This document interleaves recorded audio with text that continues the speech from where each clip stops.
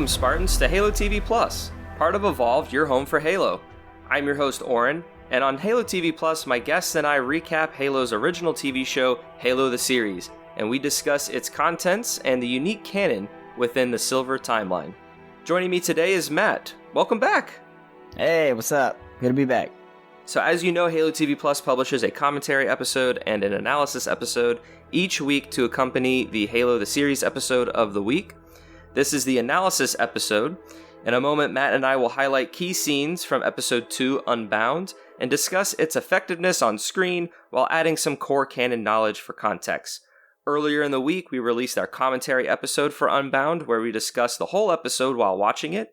If you missed it, I recommend listening to that episode before listening to our analysis, but it's up to you, whatever you want to do. We do talk a fair bit about what we were discussing today, but we kind of just dive in a little bit into more detail. I will tidy up some housekeeping before we begin. If you're new to the show, welcome. Halo TV Plus is part of Evolved that hosts a variety of other Halo shows like Podcast Evolved, Mission Debrief, Builds of Blocks, Halo Book Club, and Halo Headlines. Evolved also partners with the podcast HCS Pro Talk.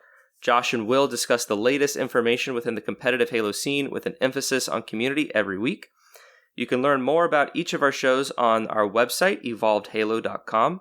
As Halo TV Plus is a new show, I ask that you rate it and leave a review. We greatly appreciate all the feedback and suggestions from you, the listener, to improve the quality of this show. We would like to take a moment to thank all of our patrons for their continued support, for contributions that allow us to create more and more content like this every single week.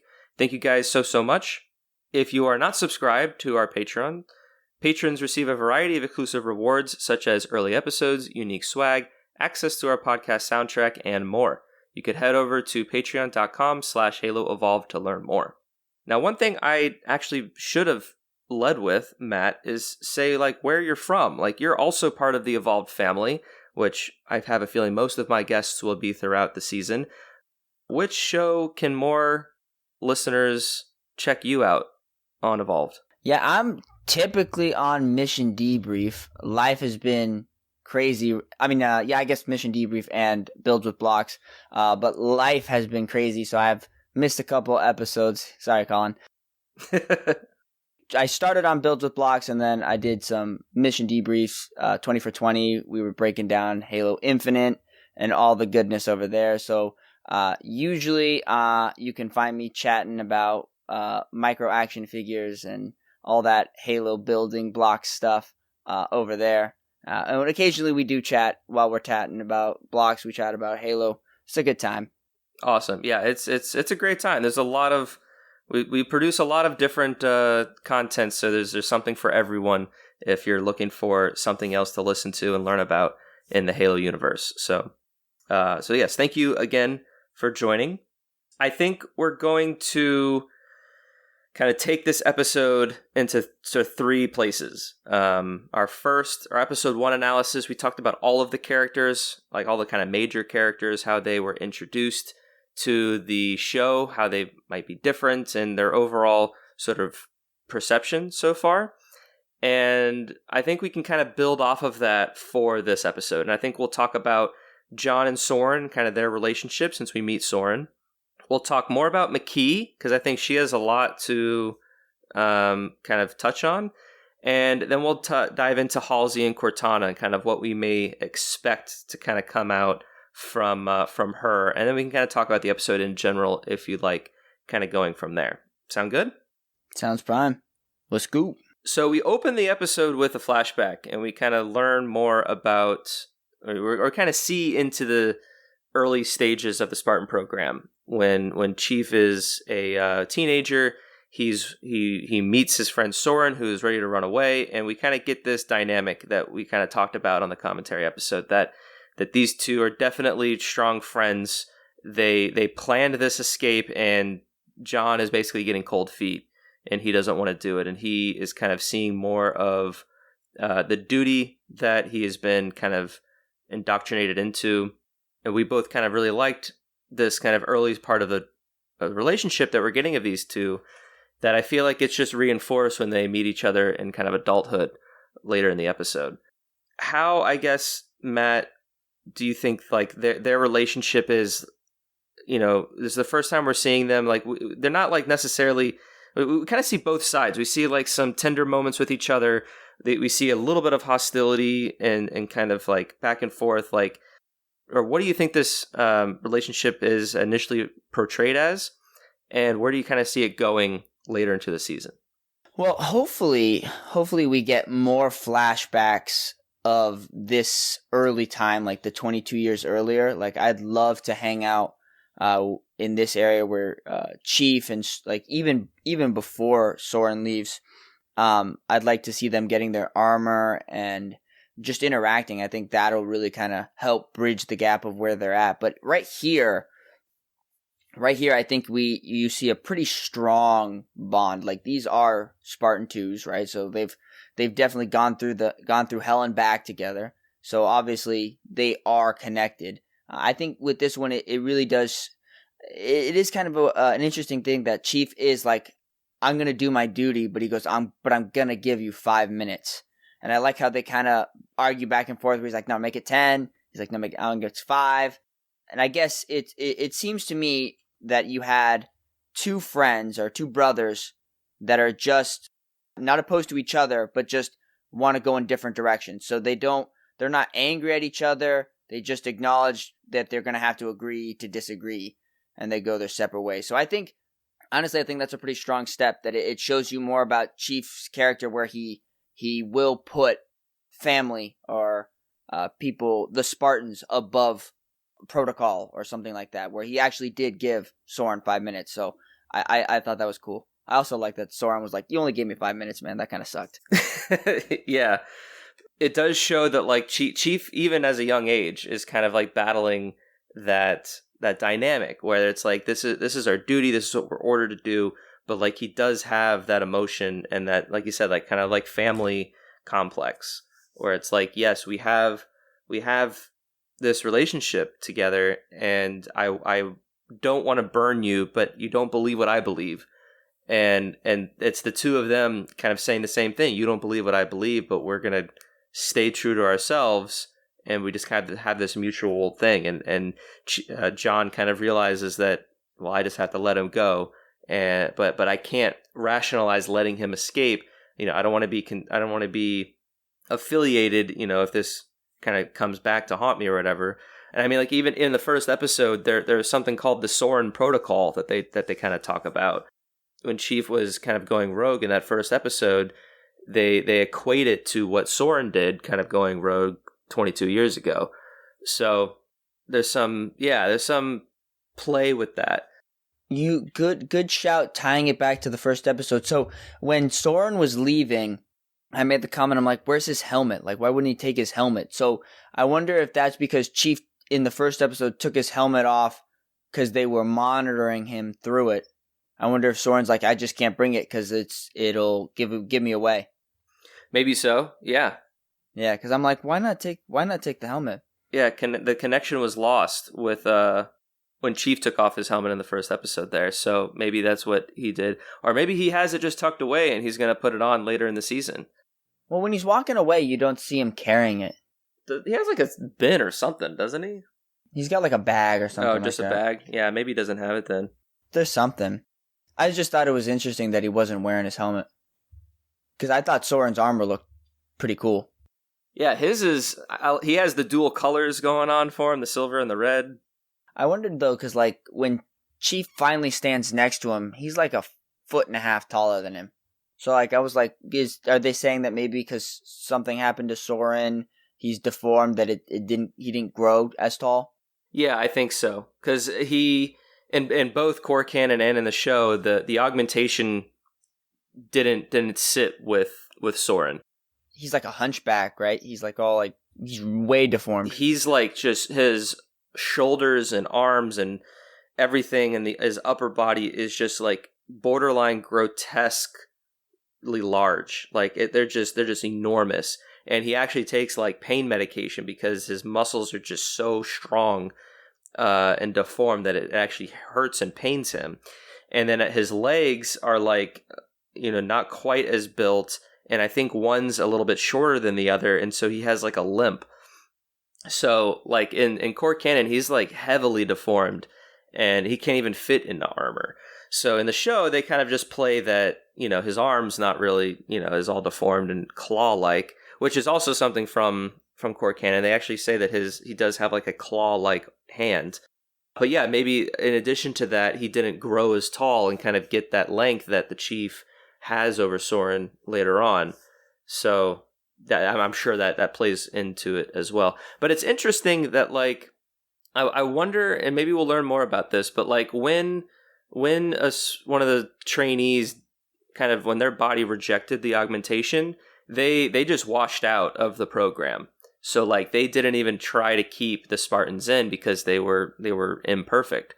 But like since Soren has like an armor and he was able to like get into it all, like I'm curious if maybe in this iteration they tried to keep him around and maybe they were going to try to work around it and Soren just wasn't responding to that, or if maybe Soren sensed that it was going in that direction to where they would eventually take him out of the program because he is deformed and he's not able to be as capable with the rest of the Spartans. So like I said, I'm really curious to see more of the backstory, to see what more of Soren and John and some of the other Spartans in their training years, to kind of flesh those moments out into what they eventually become. Yeah, I've always kind of liked the idea of Soren, especially like playing off of Greek myth, the Greek Leonidas, 300 Spartans where they were betrayed by because Leonidas wouldn't allow, I forget his name, but he was also deformed too, and he wasn't able to be a Spartan. Yeah, they only wanted like peak perfect, kin. See, because when you look at Soren and you look like, oh, did the augmentations deform his arm? Or was it that like he was in the program and then it deformed him later? So obviously, like at some point, he must be like if they did it like in treatments, because Chief calls them treatments, like there was more than one. So I wonder if like the first ones were fine for him, and then he was like at a certain point they're like, we can't wash him out. He's already progressed too far, so we'll just keep him. Yeah, maybe. If I remember correctly, it was kind of just like a series of augmentation procedures, but they all kind of happened in one moment. And I think it was when they were all 14, if I remember correctly, and they just went through the process. They got better bone density, they got better muscle capacity, and yada yada yada. Better mental processes. And during that process, numerous Spartans just kind of washed out, didn't get to it, or just died. Some just died. But yeah, I mean, there is a lot of investment that goes into the training and all this. So there could be a world to where in the show, Halsey and then Mendez, who I'm sure we'll see, and even Keyes and Parangoski, all these other leaders are like, well, we invested. We should try to make something salvageable if we can, even though Soren has his arm. So yeah, maybe we get a little bit more of that. I remember when Soren was first like announced being in the show, I was like, yeah, okay. There was a lot of stuff coming out, but like actually seeing it in the show, I'm more okay with it. Like I think I'm like, oh, is it gonna be? And I guess the main gripe or fear of this show was that they were gonna make humanity the bad guys, and I guess that's why like I'm happy Chief's back with the UNSC at the end of this episode, because I didn't want him to be like hanging out with the insurrectionists the whole time. Like I wanted it to be Chief, UNSC versus the Covenant. So I think having Soren there was kind of like, ooh, oh no, where's this gonna go? And so like seeing where it actually went, I think they did a really good job of not only showing you Chief and Soren's past, but actually just showing you how Soren has progressed. So I thought they did a really good job handling that. Yeah, when I kind of heard of the announcement, I was in the mindset of like, oh, well, this is going to be like Master Chief's equal in opposition. Like, he's very, Soren's very much like an insurrection empathizer, even though he's more of a pirate, kind of his own class in this show. But he, has that augmentation, so he can fight against the Chief physically. Kind of like how to use like a comic book reference, how like the Abomination and like the Hulk are kind of like equals in that regard. That's kind of where I thought it was possibly going.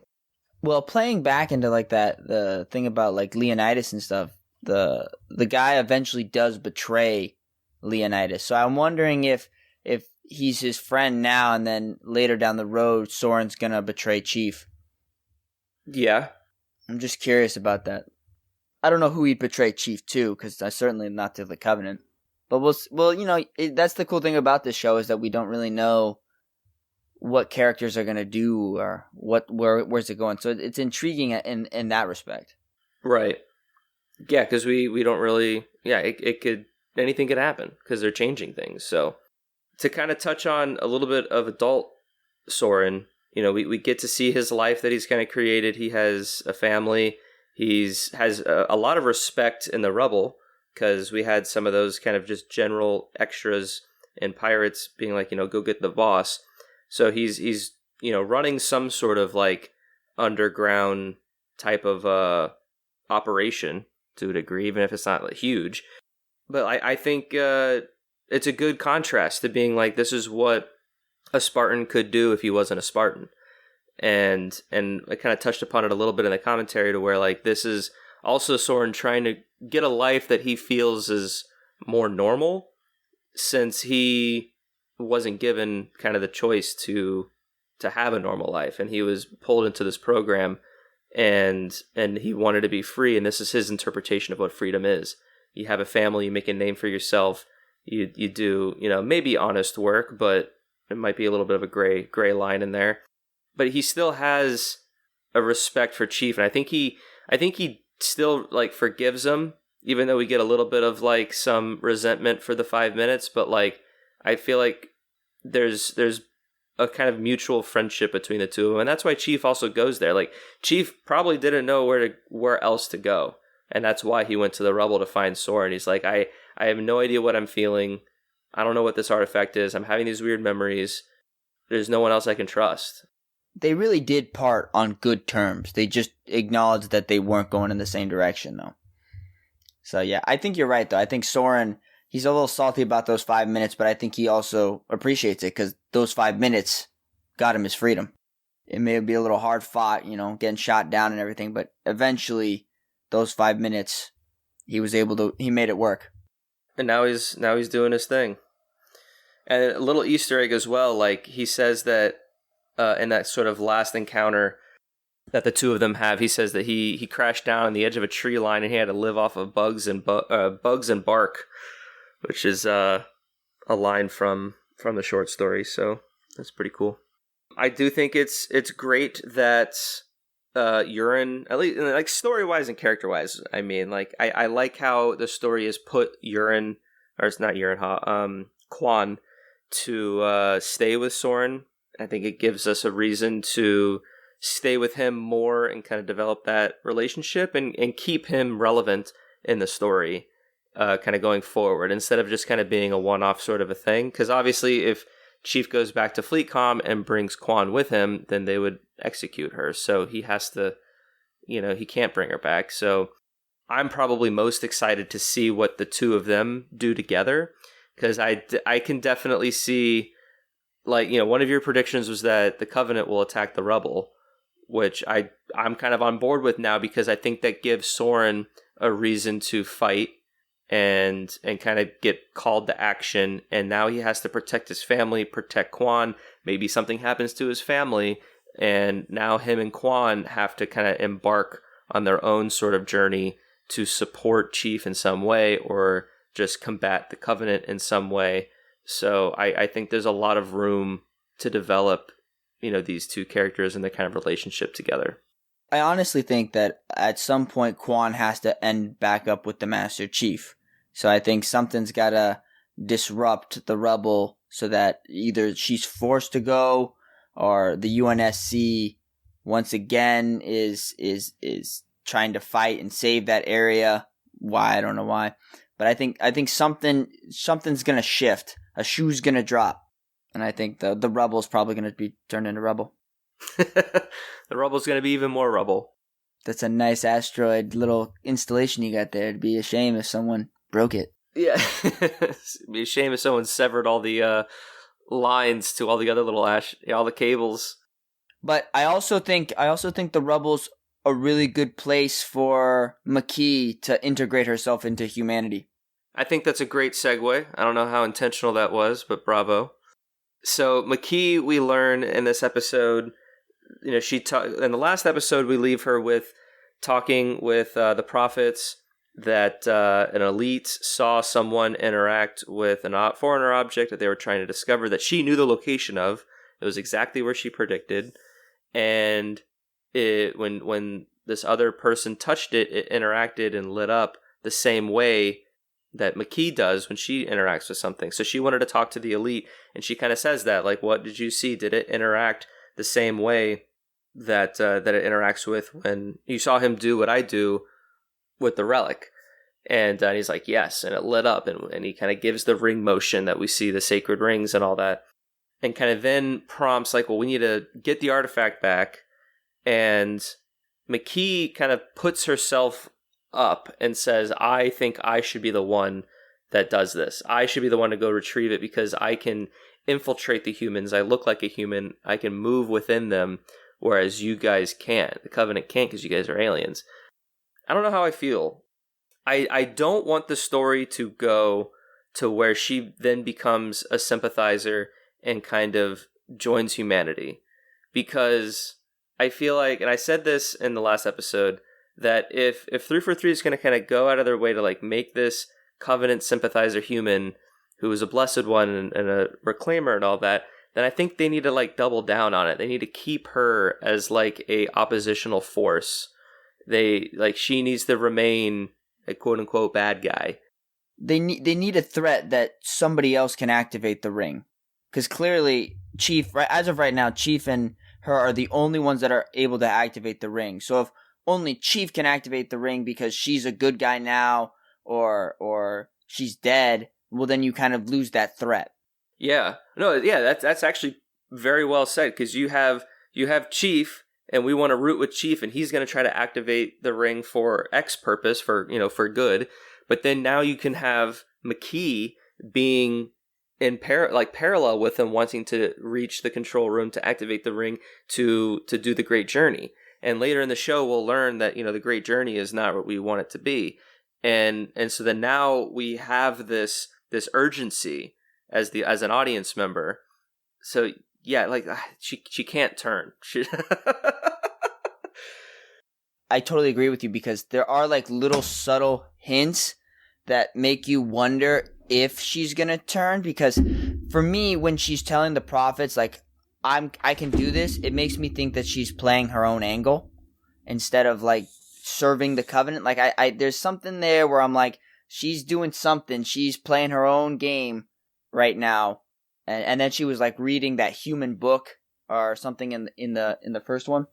Yeah, she was reading like a novel, and I saw somewhere of like what it was, and I think the story of that parallels her story, to where it's about a woman who is kind of kidnapped and raised by other people or something like that. And so, I don't know how deep you wanted to get into, is that story going to translate into the book or into the show? But like it could just be an Easter egg in the sense that like, because like I'm a big Lost fan, and like there's a character Sawyer who's like constantly reading books, but like none of the books like really translate to the overall part of the show. But it kind of like he'll be like reading a book about the history of time by Stephen Hawking. Is that what it is? And like that episode, they discover like time travel or something. So it's like parallels that I think they're really playing with. But to kind of get back to what you were saying, she's definitely getting more of an idea of what humanity is culturally, as opposed to what the prophets have been feeding her, which kind of raises the question of like, okay, how is she going to interpret this? Another dynamic that's interesting with her is that she isn't a prophet, yet she speaks to the prophets as if she's kind of above them. And I think that's her just kind of like recognizing that she's a blessed one, and she's like very much respected by the prophets. And so I like the prophets being a little more like disciplinary to her to kind of like keep her in her place that I don't really think that we've seen just yet, because the prophets like have a lot of power and a lot of sway, especially in like core canon because of like how they relay information and stuff like that. And so I kind of get the feeling that they are more lenient to her because she is this blessed one, but I kind of want the prophets to still be the more like kind of malicious and manipulative creatures that they are. So we'll kind of see how that goes, I guess. I also think a point you made back during our commentary episode was really good, was that knowing that there's another blessed one out there could be what's changed her motivation, right? So maybe she's not loyal to the covenant, and maybe she's not loyal to humans, but she wants to kind of be like, well, we're the blessed ones, we should rule them. Yeah, that could be an angle. Maybe she's thinking, yeah. I can get behind that if that kind of comes out. Because, yeah, she could be... Cause, okay, so going back a little bit, she kind of puts herself forward and says, let me do this. Let me bring this relic back to her, back to you guys. And we still are not really sure her true intentions, because it's still a little bit shrouded in mystery. It could be her just wanting to discover who this other person is, this other blessed one. Is she sympathizing more with humanity? Because we do get that moment when she's like disrobing, which I still kind of think is a little weird. At least how it was shot. I feel like you didn't need that wide shot, but that's just me. Like, she's looking at herself as if she's kind of rediscovering that she's a human. Right, yeah, she's like a baby looking at her hands for the first time. Yeah, and she's looking at herself from a new angle, and I think, I can't remember if I said this in the commentary or not, but I think it's playing on that to where she's been told that she's the blessed one. She's like the only person that can do what she can do, and so the fact that there is someone else out there that can also do it, it kind of questions herself, like, who am I then if I'm just another person like this other person? You know, or who are we, the two of us? So I think that her sort of existentialism is being evaluated, you know, or she's having those thoughts, which I think are interesting, and I'm very curious to see where this goes. But I totally agree with you, though. I am curious to see where it goes, and I think she, like I said in the commentary episode, she's my biggest like question mark about the show. And so if they just and I feel like for me, if they make her like, oh, I want to be a human again storyline where she's like, you know, she becomes a quote unquote good guy, I think it's gonna kind of just be like, not like it for me. It'll be just a waste, you know, like. So I think it's better to keep her as the Covenant's power to be a threat, you know, because in the original and you know in the games they could just grab any random human across around the street and just force them to open it, you know, like there's a great storyline in the Infinite games where the guy's saying, oh, they forced me to open it for the Harbinger, so like so they could literally just grab any human. So this way it makes it like, oh, the Covenant need a someone who can be a threat, make Halo a threat to us. So I like that.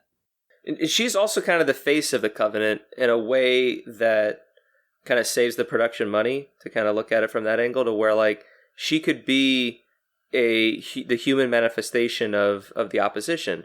So you could have these dialogue scenes and these action scenes with her and John or whomever in FleetCom, and she's speaking for the Covenant. And I feel like it's set up in a way to where she could just really be this antagonistic force. And so I kind of hope that they just kind of continue on that line. But I think she still needs to have three-dimensionality. You know, like every character you obviously want to be more complex than just a one-dimensional character. So I think that the writers are just really floating on that line. And I think that's where sort of my reservations come from, because I don't want her to go too far in one direction, where I think she should stay a little bit in the direction that she's in now, you know, with the Covenant and stuff. You don't want her to turn into mustache twirling villain, but you also don't want her to be like, I'm a human sympathizer again. And I think it's a fine line that they're dancing, but if they're able to do it, then yeah, she'll be, you know, as complex as like a Halsey or a Jacob Keyes. So I have to say she's probably the biggest, I don't want to say risk, but like the biggest change that the so far the story has made. Yeah, her involvement in the story is definitely the big, yeah. Like if you remove her, then I mean we don't know what happens in the next 7 episodes, but like if you remove her, it's kind of just Halo that we know with some other changes, but like she's the biggest variable, if you will, that like I think like you're saying, that really changes the story of what Halo is in core canon. So either it'll pay off for him in dividends or it'll fall or it might fall flat. Yeah, exactly. So we will just have to wait and see. All right, I think the last little bit we'll talk about is Halsey and kind of the allusion to Cortana. We have her talking a little bit about the Cortana program in episode 1, and Parangoski obviously disapproves and says, like you need to, completely terminate the program, not just stop it, because you're literally cloning yourself in this other room that everyone can like look at. Parangoski's just checking out through the window. Yeah.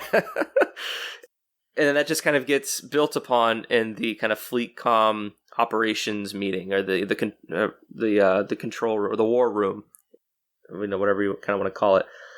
And so Halsey kind of says, well, I'm developing this new program. It, has the potential to control Chief, make, them more lethal, more deadly, better, judgment free or error free. As if that like Cortana isn't like an AI that assists the Chief, but it's more of like, the inhibitor to make them just more machine-like, an upgrade. Well, in Halsey's eyes, it's basically like saying, well, it's literally me inside their head, so I should be able to control them so much more. But yeah, basically put myself in a suit using my judgment, and I'm the mastermind behind the controls. If you think about it, she discusses it in that War Room episode where she almost like indicates that I've maxed out the Spartans' bodies to as much as I can carry them, but it's their minds. So the only way I can improve their minds is if I give them my mind. They've capped out physically. In order to make them better, we gotta go for the mind, and this is my solution. And there's some doubt, and it kind of just ends with Lord Hood saying, well, let's go with whatever Parangoski says, and Parangoski says limited trial. And of course, at the end of the episode, we see the Flash clone open her eyes, and we'll see the birth of Cortana. I mean, I'd be shocked if we didn't see the birth of Cortana in the next episode.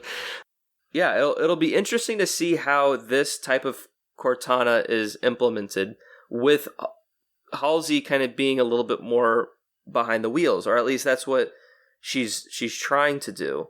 Because in core canon, Halsey just kind of gives Cortana to Chief. They go through this training operation where they literally like dodge air fighters and nukes in this training arena, and then Halsey's just like, see, she's awesome. And then they kind of like Chief and Cortana kind of build the relationship that they build, and that we, as all Halo fans kind of learn to know. But it seems that it'd be interesting if they went in the direction where Halsey's just more involved, where she's fine-tuning and kind of grooming Cortana, that is then going to be influencing how Chief and the other Spartans react. So it'll be interesting to see how more involved Halsey is going forward after Cortana kind of gets implemented, because after Cortana and Chief kind of get the relationship, Cortana very much is like her own character, her own being. The pieces, and I honestly, before I watched the show, I honestly didn't think we'd be getting to this point so quickly. Like I always knew Cortana would be there, but it almost seems like we're gonna get to the Halo much quicker than I thought. We already know so more. Chief knows more about it. They have the artifact. I'm guessing. And once Chief has Cortana, there's nothing really to stop them from like, oh, we found where Halo is, let's go. So I'm actually really kind of like excited to see like if we're gonna get to the ring quicker than I thought, because I literally thought at the end of the episode, like the end of the series, it was gonna like end with them arriving at Halo. So like episode 9, they would actually discover the location of the ring. Or be like pulling up on it and just like looking at it. But I don't know now. I think they might actually be on the ring. So just like having Cortana actually, because like you said in the lore that Cortana's just basically handed to him and like, oh look, you can do better stuff now, yay! But like here, it's gonna be. I feel like it's gonna play more into the story because like who knows what could happen when Chief activates Forerunner technology and Cortana's in his head. Yeah, because Cortana's like monitoring his body, right, and his thoughts and all that kind of stuff. So, and even when I want to say in core canon there is some of that to where when Chief interacts with objects, Cortana's able to kind of read it a little bit. So it'll be interesting how the TV show interprets that and kind of plays with that and what new information we can learn and how she can kind of scan things. I also wonder if Halsey's plans for Cortana will be disrupted when Chief touches the artifact with her in her head. Like maybe she can't control Cortana as much either. One of the most interesting things about this show is that Chief is a blessed one, and I think that changes a lot of the, I guess, power balances of the show, where like Chief and like I said before, every human can do it. So I'm just curious now, because it's only certain individuals are special with this Forerunner technology. I wonder how that affects everything, because I feel like it gives it, I guess, more of an importance. Yeah, it gives it more of an importance, and I think it structures the story to being these specific individuals are the only ones that are capable of interacting. So you have to build the drama around these characters that can do these feats. And that can very much influence how other characters interact and respond and do things. So, yeah, if the Chief and Cortana's relationship can very much be influenced by the fact that Chief's a blessed one now. And you could even have, like, Cortana can be in her head and be like, oh, McKee is going to do this other thing and activate this thing. We need to, like, beat her to it. Or we need to activate this Forerunner thing to combat against her or something. I think there's room to play with these kind of new parameters and this new world that they're kind of building. Because like once you establish like the rules of the universe, then you just situate yourself in different scenes and environments within those rules, and you're going to get different types of outcomes and stories, since those world rules, if you will, are different than what's been established in the games. Right. And that ultimately like is what makes certain things believable or not, is how it's all established. And it has to play by its own rules, right? It's certainly intriguing. I think hopefully, like I think you're absolutely right there. I think we're going to see Cortana show up definitely in the next episode. Like either at the end of the episode she's going to hand Cortana to Chief, or in the beginning portions of it we're going to see Cortana brought in. I think it'd be really cool if we get effectively the training arena that we get in the book, where Chief and Cortana are paired for the very first time, and they go through, the obstacle course, and they take down, those other Marines, and then eventually, I think, is it Colonel Ackerson? I think, or no, that's not his name. I forget his name, but there's a colonel. Maybe it is Ackerson. I don't know. There's a colonel that like Halsey despises, and he like calls in like a jet, and the jet shoots like a nuke at Chief. Chief has to like, or maybe it's just missiles. But anyway, it's a great moment in the book, and if they're able to visualize that, I think that would be a really interesting way to kind of start the relationship between Chief and Cortana, because that's how they did it in core canon. But also, you can then take it a step further. Well, if Cortana is trying to control Chief, then maybe she makes a decision for Chief that Chief wouldn't have made, and then that now has Chief throwing suspicion. So you want me to make these choices? Like, am I really in control now? Like yes, what you had me do, maybe it could either be beneficial or it could not be beneficial. But the point of that choice is that now Chief feels less in control, and that can kind of give him doubts and conflict with Cortana, because that's ultimately what we want, is conflict with characters, because that keeps us engaged in TV shows and stuff. So yeah, if we get that next episode, that'd be awesome. And then from there, then episode 4 and 5 and all that, now you continue the search and you learn about this, or maybe the Covenant attack somewhere, and it'll be a fun ride. I think all the pieces are kind of moving into place. We're nearly there. It should be interesting because, like, I mean, we have Keys, we have Cortana, we have Chief. You know, we kind of are hinting at where we can. Everybody's, and I guess the message of the show is like, you know, find the ring. So I think everybody's going to try to be finding the ring, and I'm guessing the Covenant are going to be able to piggyback off of what the UNSC learns about the location, and then they're just going to follow them there. And maybe that's what McKee discovers, is she's able to kind of work her way to find out that, oh, this is where they're going. And then she goes back to the prophets, gives them the intel. I was able to steal the information of where the ring is. Let's go. And then we go to the ring, and then we battle in the ring for the last few episodes or something. Anything else you want to touch on from this episode that you wanted to touch on or talk about before we wrap up? We kind of got a little bit into some speculation for the later part of the season. I guess I'm just kind of interested that we're also still seeing we're seeing Reach a lot. So I'm curious if we'll see the fall of Reach. It's just on like a little bit of a more prediction front, but like it was really nice to see Reach there. So I'm just curious about it, because they do show you a lot of Reach. You get Fleet Comm, you get Reach back when Chief was Soren, and they changed Reach, or they changed John's homeworld to Reach. That was in like one of the descriptions or something in one of the episodes. So like now Chief has a more personal connection to the planet Reach. So if they were to visualize a Covenant invasion to Reach, like you have a lot of.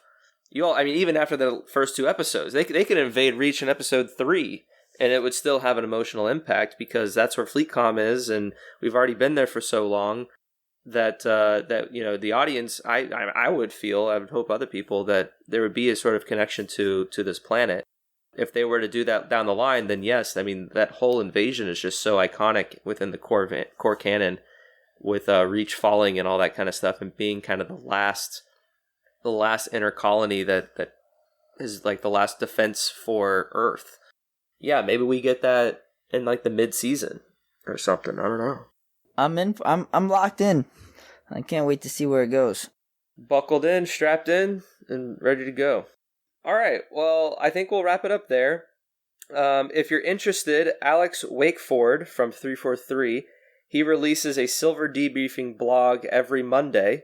So by the time this episode is out, that blog post will be released. It's a source to recap the story of each episode in detail, serve as a hub for additional show-related content, and provide some more details, insight into certain things within the episode. So kind of like what we talked about here, but I don't want to dive into that. I'd rather you guys just go read it. You get our opinions on this episode, and you can check out sort of their insights separately if you'd like to. That will be for Silver Debriefing number 5, Unbound, and you can head over to Halo Waypoint to check that out. Thank you again, Matt, for joining me, and the listeners for joining us as well for this latest episode of Halo TV Plus. The Halo TV show premieres exclusively on Paramount Plus every Thursday morning at midnight Pacific Time. Like I mentioned at the top of the show, you can find every episode to Evolved's shows on our website, evolvedhalo.com. It also features links to our Discord server, Patreon page, Xbox Live clubs, and other contact information. Once again, another special shout out to our patrons. And if you want to become a patron yourself or learn about what we offer, you can head over to patreon.com/evolvedhalo to learn more. If you would like to leave us a voicemail about this episode or about the TV show Unbound itself, kind of your thoughts about it, we'll share it on a future episode. You can call us at 205-EVOLVED, which is 205-386-5833, or you can leave us an email at podcastevolved@gmail.com. And with that, I've been your host, Oran, and until next time, evolve! Evolve.